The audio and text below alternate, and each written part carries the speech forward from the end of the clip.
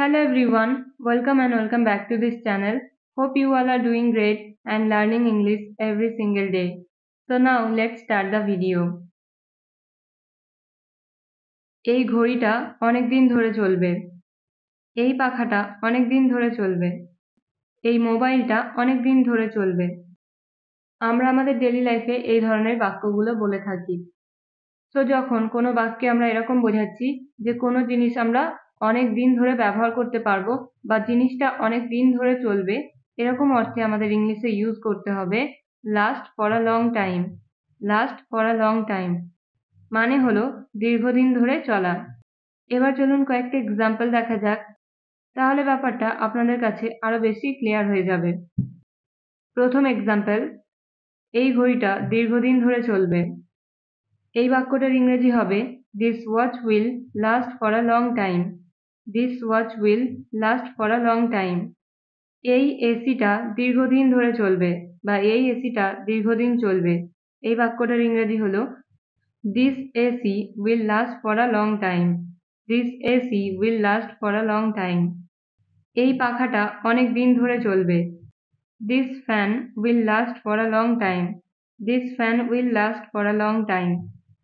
এই ক্যামেরাটা অনেক দিন ধরে চলবে বা এই ক্যামেরাটা অনেক দিন টিকে থাকবে।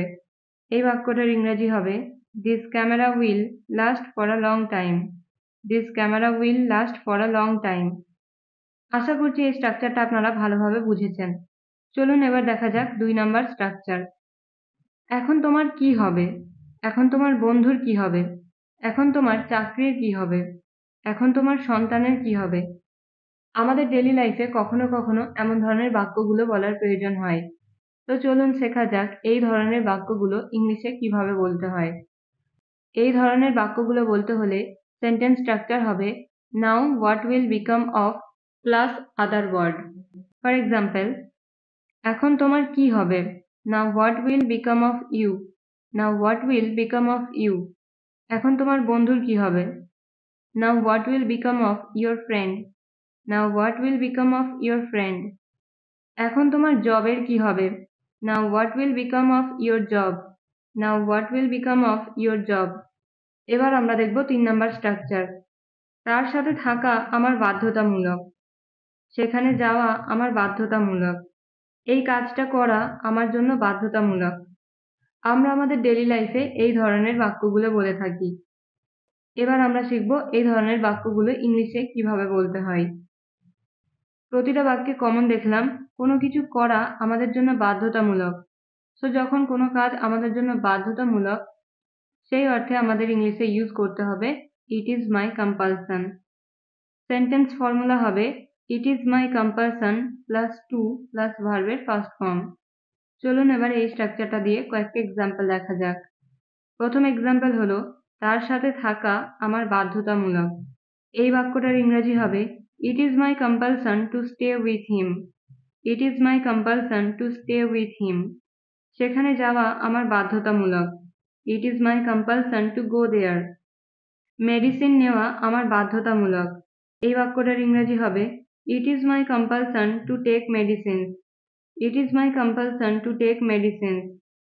তাদের দেখাশোনা করা আমার বাধ্যতামূলক। It is my compulsion to look after them. It is my compulsion to look after them. এখানে দেখাশোনা করার ইংরেজি হলো লুক আফটার। বাগানে জল দেওয়া আমার বাধ্যতামূলক। It is my compulsion two water the garden. It is my compulsion two water the garden. বাগানে জল দেওয়ার ইংরেজি হলো ওয়াটার দ্য গার্ডেন। আশা করছি এই স্ট্রাকচারটাও আপনারা ভালোভাবে বুঝেছেন। এবার আমরা দেখব 4 নাম্বার স্ট্রাকচার। সে জিজ্ঞাসা করেছিল আমি লিখতে পারি কিনা। সে জিজ্ঞাসা করেছিল আমি গাড়ি চালাতে পারি কিনা। তারা জিজ্ঞাসা করেছিল আমি রান্না করতে পারি কিনা। এবার আমরা শিখব এই ধরনের বাক্যগুলো ইংলিশে কিভাবে বলতে হয়। এই ধরনের বাক্যগুলো ইংলিশে বলতে হলে কমপ্লিট সেন্টেন্স স্ট্রাকচার হবে subject plus asked if I could plus ভার্বের ফার্স্ট ফর্ম। এবার দেখা যাক কয়েকটা এক্সাম্পল। ফার্স্ট ওয়ান ইজ সে জিজ্ঞাসা করেছিল আমি লিখতে পারি কিনা। এই বাক্যটার ইংরেজি হবে she asked if I could write. she asked if I could write. তারা জিজ্ঞাসা করেছিল আমি রান্না করতে পারি কিনা। They asked if I could cook. They asked if I could cook. তুমি জিজ্ঞাসা করেছিলে আমি গাইতে পারি কিনা। You asked if I could sing. You asked if I could sing. Now let's see the next structure. Rahul আমার থেকে 2 বছরের বড়। তুমি আমার থেকে 5 বছরের বড়। সীমা আমার থেকে 8 বছরের বড়। তো চলুন এবার দেখা যাক এই ধরনের বাক্যগুলো ইংলিশে কিভাবে বলতে হয়।